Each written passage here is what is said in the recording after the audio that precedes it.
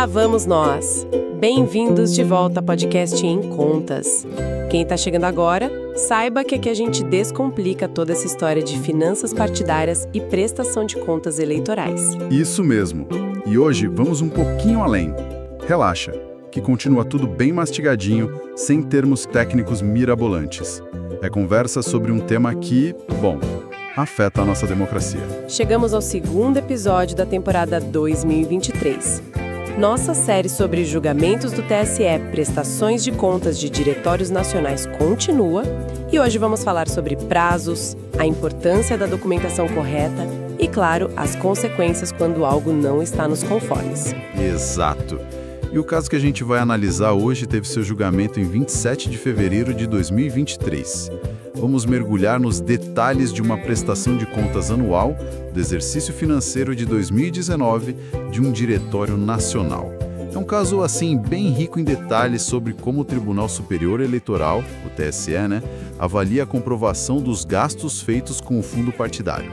Então, a missão aqui é entender o que aconteceu nesse caso específico, né? Quais foram as falhas apontadas e, principalmente, o que a gente pode aprender com isso, certo? Porque esses julgamentos acabam ensinando muito sobre como as coisas devem ou não devem ser feitas. Perfeito. A ideia é justamente essa: extrair o aprendizado. Vamos analisar como o TSE avaliou a comprovação dos gastos, seguindo as regras da época, que estavam na Resolução TSE 23.546, lá de 2017. E já adianto, a comprovação efetiva dos serviços e o vínculo com a atividade partidária são pontos, assim, centrais. Para começar, a gente precisa entender a regra de ouro da comprovação, que está no artigo 18 dessa resolução. Ele diz basicamente que a comprovação dos gastos precisa ser feita por um documento fiscal idôneo. Documento fiscal idôneo. O que exatamente isso significa na prática? É só a nota fiscal comum que a gente conhece? A descrição do serviço ou do bem tem que ser bem detalhada, o valor claro e, fundamental, a identificação completa de quem emitiu e quem pagou, nome CPF ou CNPJ, endereço. É a base para a transparência. Certo, então não é qualquer papel, não. Tem que ser um documento completo, claro, sem margem para dúvida. Exatamente. Mas aí vem um detalhe importante no parágrafo 1º desse mesmo artigo 18. Ele diz que a Justiça Eleitoral pode aceitar outros documentos para complementar ou até suprir a falta do documento fiscal, desde que eles consigam comprovar o gasto. Pense em contratos, comprovantes de entrega, comprovante de pagamento bancário, guia de recolhimento de imposto. Ah, então existe uma certa flexibilidade, não é um rigor absoluto só na nota fiscal. Existe sim, mas atenção, o documento fiscal ainda é a referência principal. E tem um ponto que o próprio acórdão do TSE, nesse julgamento que a gente está analisando, fez questão de frisar. Se o partido apresenta um documento fiscal que está formalmente perfeito, completo, detalhado, a regra geral é que não se exige prova adicional. Isso é interessante. Se a nota fiscal já conta a história toda, digamos assim, por que pedir mais documentos? Justamente, a não ser, claro, que apareça alguma dúvida razoável sobre a validade daquele documento, uma suspeita de fraude, por exemplo, ou sobre se o serviço foi realmente prestado ou o bem foi de fato entregue. Se não houver essa dúvida assim bem fundamentada, a nota fiscal bem feita deveria bastar. E qual a lógica por trás dessa interpretação do TSE? O acórdão mencionou alguns motivos importantes. Primeiro, para respeitar a própria norma que o TSE criou. Segundo, para tornar a análise das contas mais eficiente, mais ágil, Imagina ter que pedir documento extra para cada gasto, mesmo quando a nota fiscal é clara. Isso atrasaria muitos julgamentos, podendo até levar à prescrição. Nossa, verdade. E terceiro, para dar segurança jurídica aos partidos, para que eles saibam o que precisam apresentar para comprovar seus gastos direitinho. Faz todo sentido. Regras claras ajudam todo mundo e agilizam o processo. Mas basta ter o documento certo, então? Ótima pergunta. Não basta não. Além da documentação formal, é essencial, indispensável mesmo, demonstrar que aquela despesa tem vínculo com a atividade partidária. Isso está lá na Lei dos Partidos Políticos, a Lei 9.096 de 95, no artigo 44. O dinheiro do fundo partidário só pode ser usado para finalidades ligadas ao funcionamento do partido, à sua divulgação, à participação política. Entendi. Então, resumindo a regra, precisa de um documento fiscal idôneo, detalhado. Outros documentos podem complementar, se precisar. Se a nota fiscal for boa, em regra basta, mas fundamentalmente o gasto tem que ter relação direta com o trabalho do partido. Vamos ver como isso funcionou na prática nesse julgamento? Vamos sim. E um ponto curioso é que, nesse caso, alguns gastos que foram inicialmente questionados pelo Ministério Público Eleitoral, o MPE, acabaram sendo considerados regulares pelo relator no TSE. Sério? Como assim? Que gastos foram esses? Tivemos 2 exemplos principais que ilustram bem a importância da documentação complementar quando a nota fiscal inicial não é, digamos, suficiente. O primeiro foi com serviços advocatícios, um valor expressivo, mais de R$50 mil. O MPE apontou que as notas fiscais eram muito genéricas, diziam apenas prestação de serviços jurídicos, sem detalhar o que foi feito. Essa descrição genérica costuma ser um problema recorrente, né? E como o partido conseguiu justificar isso? Pois é, nesse caso, o partido agiu e apresentou um relatório bem detalhado. Esse relatório listava os processos judiciais específicos em que o escritório de advocacia contratado atuou. Eram processos de interesse do partido, inclusive alguns de prestações de contas anteriores do próprio partido que estavam tramitando lá no TSE. Além disso, verificou-se que o advogado que assinava as petições nesses processos era sócio da empresa que emitiu as notas. Então, eles conseguiram conectar aquela nota fiscal genérica a um trabalho concreto, real e, o mais importante, relevante para as atividades do partido. A dúvida inicial foi esclarecida, então. Exatamente. O relator entendeu que esse relatório complementar permitiu verificar a efetiva execução dos serviços e o vínculo com a atividade partidária. Por isso, considerou o gasto regular. Mostra que, mesmo com uma falha inicial na nota, é possível corrigir com documentação robusta, né? E qual foi o outro caso que você mencionou? O segundo caso envolveu passagens aéreas e hospedagens, um valor de quase R$30 mil. Novamente, o MPE questionou a falta de clareza. Quem viajou, qual a relação dessas pessoas com o partido, qual o motivo específico de cada viagem. As faturas iniciais não detalhavam tudo isso. Mesma questão, né? Falta de detalhamento que gera dúvida. Como resolveram dessa vez? O partido apresentou um conjunto de documentos. Primeiro, as faturas detalhadas das companhias aéreas e hotéis, que já traziam itinerários, nomes dos passageiros e datas. Depois, juntaram uma planilha organizada com informações-chave.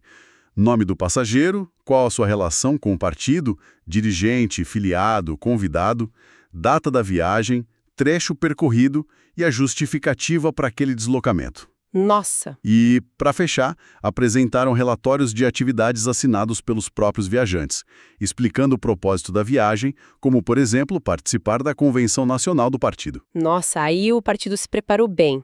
Apresentou uma explicação completa, mostrando não só que a viagem aconteceu, mas por que ela era importante para o partido. A efetiva realização das viagens, quanto o vínculo partidário.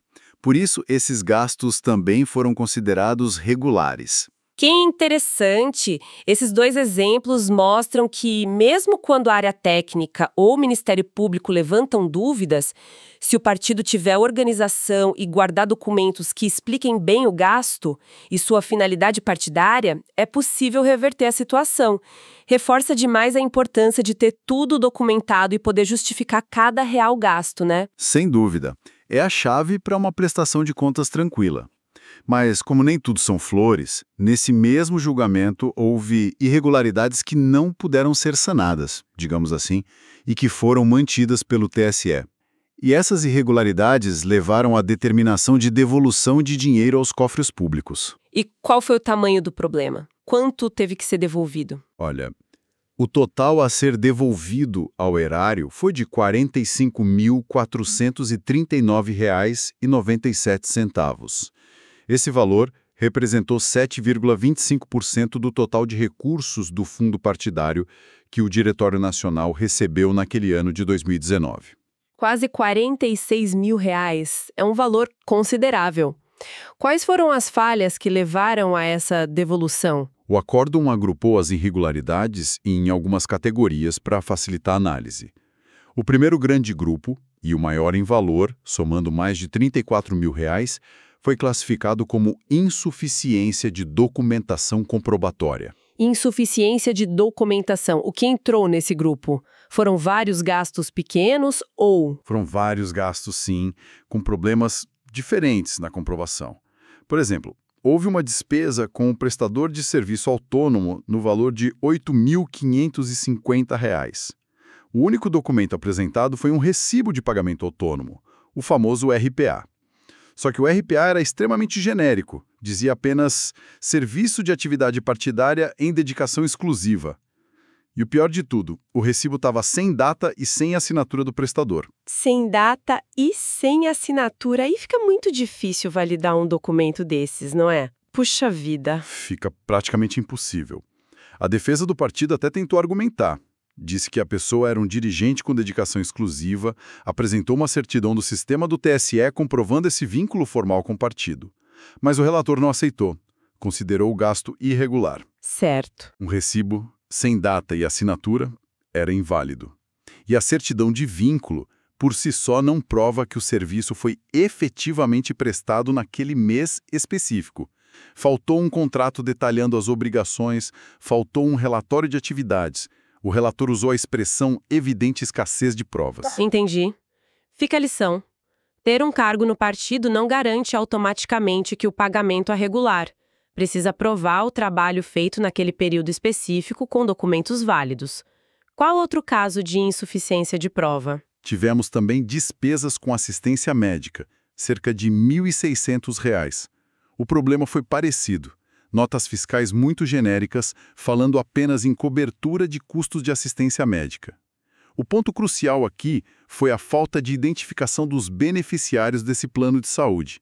Sem saber quem eram as pessoas cobertas, era impossível verificar se elas tinham algum vínculo com o partido, né? Ser dirigente, funcionário, enfim. Aham. O partido até apresentou um demonstrativo, mas era de um período diferente do que estava sendo questionado. Resultado: irregular. Impossível checar o vínculo partidário. Novamente, a falta de detalhe. É fundamental saber quem se beneficiou do gasto e por quê. E teve mais nesse grupo. Sim. Despesas com serviços de táxi, um valor significativo, quase R$ 10.500. As notas fiscais foram consideradas exíguas, muito simples, descrevendo apenas transporte de passageiros. Faltou toda a informação complementar. Quem usou o táxi? Para ir aonde? Qual o motivo da viagem relacionado à atividade partidária? O acórdão até mencionou outros julgamentos com o mesmo entendimento. A decisão foi pela irregularidade, destacando que essa falta de informação macula a transparência das contas. Parece um padrão se repetindo. A descrição genérica na nota fiscal, sem documentos complementares que expliquem o contexto e o vínculo partidário, é um caminho quase certo para a irregularidade. Exatamente. É um ponto crítico. E, para fechar esse grupo de insuficiência de documentação, tivemos despesas com informática, mais de R$ 13.000. Aqui a situação foi um pouco mais complexa. O partido apresentou notas fiscais, também genéricas, hospedagem Amazon AWS, por exemplo. Apresentou um contrato e relatórios de atividades. Parecia mais robusto, né? Mas a análise técnica da ECEPA, a área de exame de contas do TSE, encontrou vários problemas. Quais problemas? Foram vários pontos. O contrato e os relatórios não detalhavam suficientemente os serviços prestados.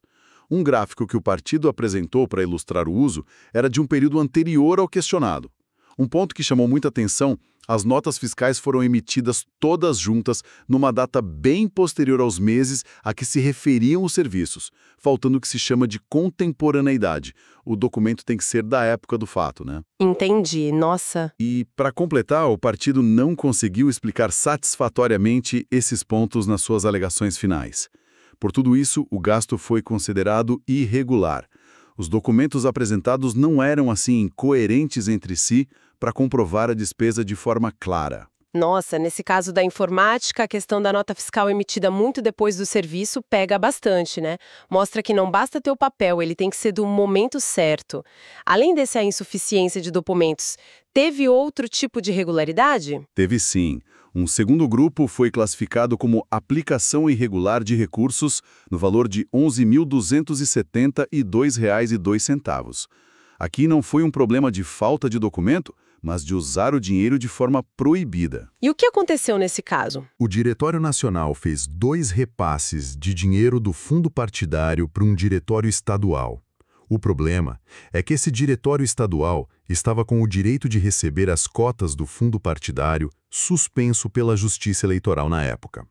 Essa suspensão ocorre geralmente quando o diretório teve suas próprias contas desaprovadas em anos anteriores. Ou seja, transferiram dinheiro para uma instância do partido que estava legalmente impedida de receber naquele momento, é isso? Exatamente. E o mais curioso é que, segundo o acórdão, quando o partido foi chamado a se defender sobre esse ponto específico, ele quedou-se inerte. Ou seja, não apresentou nenhuma justificativa ou defesa. Diante disso, a irregularidade foi confirmada. Gasto irregular. Complicado. E teve um terceiro grupo de irregularidades, você mencionou. Sim, um terceiro grupo, pequeno em valor, mas importante do ponto de vista da regra. Pagamento de multas e encargos totalizando apenas R$ 14,76. O partido usou recursos do fundo partidário para pagar multas e juros por atraso no pagamento de contas de energia elétrica. E não pode usar dinheiro do fundo partidário para pagar multa ou juros de atraso. De forma alguma, a Resolução 23.546 é categórica no artigo 17, parágrafo 2º. Ela proíbe expressamente o uso do fundo partidário para pagar multas de qualquer natureza, seja eleitoral, administrativa, penal, enfim, e também proíbe pagamento de encargos decorrentes de inadimplência como juros, mora, atualização monetária por atraso. Esse tipo de despesa tem que ser coberto com outros recursos do partido, não com o fundo partidário. Portanto, mesmo sendo um valor pequeno, foi considerado irregular. Ufa! Realmente são muitos tipos diferentes de problemas que podem aparecer. Desde um simples recibo sem assinatura, uma descrição genérica na nota, passando por transferir dinheiro para quem estava impedido, até pagar uma pequena multa por atraso. Fica muito claro que a atenção aos detalhes e principalmente o conhecimento profundo das regras são absolutamente fundamentais para quem lida com esses recursos. Perfeito. E veja como a questão da comprovação efetiva e do vínculo com a atividade partidária permeia quase todas essas irregularidades.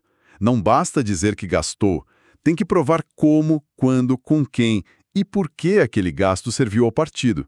É um processo que exige organização e cuidado constantes. E como você disse, é um aprendizado contínuo. A cada análise, a cada julgamento, reforçam-se os entendimentos e a importância de seguir as normas à risca. Com certeza. E, além desses gastos considerados irregulares e que geraram devolução, teve mais alguma questão relevante nesse julgamento? Teve sim. Uma questão que sempre gera debate e que teve uma reviravolta interessante nesse caso. A aplicação de recursos na promoção da participação política das mulheres. Ah, a famosa cota feminina, geralmente de 5% do fundo partidário. Como foi a situação nesse caso? Exato.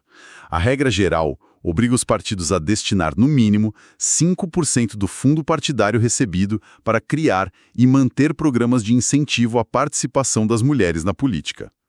Nesse caso específico, o cálculo mostrou que o partido deveria ter aplicado R$ 31.320,71 com essa finalidade no exercício de 2019. No entanto, a análise técnica do TSE concluiu que o partido deixou de comprovar a aplicação correta de R$ 3.688,18 desse total. Faltou comprovar quase R$ 3.700. E qual foi a defesa do partido sobre isso? O partido apresentou alguns argumentos. Disse que teria usado esse saldo remanescente no ano seguinte, em 2020. Também alegou dificuldades financeiras, mencionando que, por não ter atingido a cláusula de desempenho, teve uma redução nos recursos recebidos. Contudo, a área técnica não aceitou essas justificativas e manteve o apontamento da falha. Então, a princípio, esse valor também deveria ser devolvido, somando-se aos 45 mil das outras irregularidades. Pela regra original, sim. Mas aí é que entra a reviravolta. A Emenda Constitucional 117, que foi promulgada em abril de 2022. Essa emenda trouxe uma mudança significativa especificamente para essa questão da cota feminina referente a exercícios passados. Uma emenda constitucional? O que ela mudou exatamente? Essa emenda, a 117, concedeu uma espécie de anistia aos partidos políticos em relação ao cumprimento da aplicação mínima de recursos na promoção da participação feminina em exercícios financeiros anteriores a 2022, desde que as contas desses exercícios ainda não tivessem uma decisão definitiva, o chamado trânsito em julgado, né? Uma anistia. Então o partido se livrou dessa irregularidade. Não exatamente se livrou. A emenda afastou a sanção de ter que devolver imediatamente o valor não aplicado ou aplicado irregularmente naquele processo específico. Mas ela determinou que esses valores que não foram corretamente utilizados no passado devem ser aplicados com a mesma finalidade e incentivo à participação feminina nas eleições seguintes. Ah, entendi. Ou seja, a obrigação de gastar o dinheiro com as mulheres não desapareceu. Ela foi, digamos, postergada e desvinculada de uma sanção de devolução imediata naquele processo. Entendi. Então, no caso desse julgamento, o TSE reconheceu que houve a falha na aplicação dos R$ 3.688,18, considerou o gasto irregular. Mas, por causa da emenda 117, não determinou a devolução desse valor agora. O partido terá que aplicar esse montante especificamente em ações para mulheres nas eleições futuras após a decisão final do TSE nesse processo. É isso. Exatamente isso. É um ponto bem relevante porque mostra como uma mudança na Constituição pode impactar diretamente o julgamento das contas. A regra dos 5% continua valendo para os exercícios atuais e futuros, claro. Mas a emenda 117 deu esse tratamento diferenciado para as pendências passadas apenas nesse quesito da cota feminina. O aprendizado aqui é que até as regras consolidadas podem sofrer alterações legislativas com impacto retroativo em certas condições. Muito interessante essa dinâmica. E, no final das contas, com todos esses pontos gastos considerados regulares após explicação, gastos irregulares que geraram devolução e essa questão da cota feminina com aplicação postergada, qual foi a decisão final do TSE sobre as contas do partido como um todo? Foram aprovadas, desaprovadas? Ótima pergunta para amarrar tudo. Como a gente viu, os pareceres técnicos iniciais, tanto da CEPA quanto do Ministério Público Eleitoral, eram pela desaprovação das contas, por conta do conjunto das irregularidades encontradas. No entanto, a decisão final do plenário do TSE, tomada por unanimidade, foi pela aprovação com ressalvas. Aprovação com ressalvas. Mesmo tendo que devolver quase 46 mil ao erário? Como isso é possível? Essa é uma dúvida comum. A aprovação com ressalvas acontece quando o tribunal entende que, apesar de existirem irregularidades, e elas precisam ser corrigidas, como a devolução do dinheiro demonstra, essas falhas não foram graves o suficiente para comprometer a confiabilidade geral das contas. Para chegar a essa conclusão, o TSE aplica dois princípios muito importantes: o princípio da proporcionalidade e o princípio da razoabilidade. Proporcionalidade e razoabilidade. E o que eles significam nesse contexto? Basicamente significa que a sanção, no caso a desaprovação, que é a sanção mais grave para as contas, deve ser proporcional à gravidade da falha. O TSE tem uma jurisprudência, quer dizer, um entendimento já consolidado sobre os requisitos para aplicar esses princípios e permitir a aprovação com ressalvas. Geralmente são três. Primeiro, as falhas encontradas não podem comprometer a rigidez geral das contas. Rigidez quer dizer a saúde, a integridade, a transparência do conjunto, sabe? Mesmo com os erros, ainda é possível ter uma visão geral confiável das finanças do partido. Certo. Segundo, o percentual dos valores irregulares em relação ao total de recursos movimentados deve ser considerado irrelevante ou baixo. No caso, aqueles R$ 45.439,97 representavam 7,25% do fundo partidário recebido. O TSE considerou esse percentual baixo, assim como o valor nominal em si, dentro do universo financeiro do partido. Entendi. Terceiro, precisa ficar demonstrada a ausência de má-fé por parte dos dirigentes do partido na gestão desses recursos. Ou seja, os erros foram mais por falha de controle, desconhecimento ou negligência do que por uma intenção deliberada de desviar ou fraudar. Entendi. Então, é uma análise do conjunto da obra. O tribunal verificou que, apesar dos erros pontuais que somaram um valor relevante a ser devolvido, as contas como um todo ainda permitiam uma visão geral das finanças, o percentual irregular não era tão expressivo e não havia indícios de má-fé. É uma decisão que busca um equilíbrio, né? Punindo o erro com a devolução do dinheiro, mas sem aplicar a penalidade máxima da desaprovação, que poderia ter consequências mais graves para o partido. Realmente serve como um caso pedagógico, né? Sem dúvida. É um exemplo perfeito do caráter pedagógico desses julgamentos. Mostra que a Justiça Eleitoral analisa cada situação com cuidado, aplicando princípios para não inviabilizar a atuação dos partidos, por falhas que, embora precisem ser corrigidas e ressarcidas, não representam um colapso total da transparência. Mas, ao mesmo tempo, a decisão reforça mais uma vez a mensagem central que permeou toda a nossa conversa. A comprovação efetiva dos gastos, o detalhamento da documentação, o respeito às regras e o vínculo com a atividade partidária são essenciais. E reforça a necessidade de um aprendizado contínuo por parte de todos os envolvidos na gestão partidária. Perfeito. Uma análise muito clara e cheia de aprendizados práticos a partir de um caso real. Fica evidente que prestar contas de recursos públicos é uma responsabilidade enorme que exige organização, conhecimento e, acima de tudo, transparência. Exatamente, e demonstra também a busca da justiça eleitoral por esse equilíbrio delicado. Fiscalizar com rigor, garantir o bom uso do dinheiro público, mas aplicando a razoabilidade para que as regras não se tornem um fim em si mesmas, e sim um meio para fortalecer a democracia e a representatividade partidária. Ufa! Quanta informação boa, né? E aí, o que acharam do episódio de hoje? Conseguimos esclarecer as dúvidas? Conta pra gente nos comentários. Seu feedback nos ajuda a melhorar sempre. E já sabe, compartilha com a galera que precisa entender melhor esses processos. Nos vemos no próximo. Tchauzinho. Fica a reflexão. Como garantir que as regras de comprovação sejam cumpridas com rigor, assegurando a transparência no uso do dinheiro público, sem ao mesmo tempo criar uma burocracia tão excessiva que acabe dificultando a própria atividade partidária essencial para a democracia? É um equilíbrio delicado para se pensar.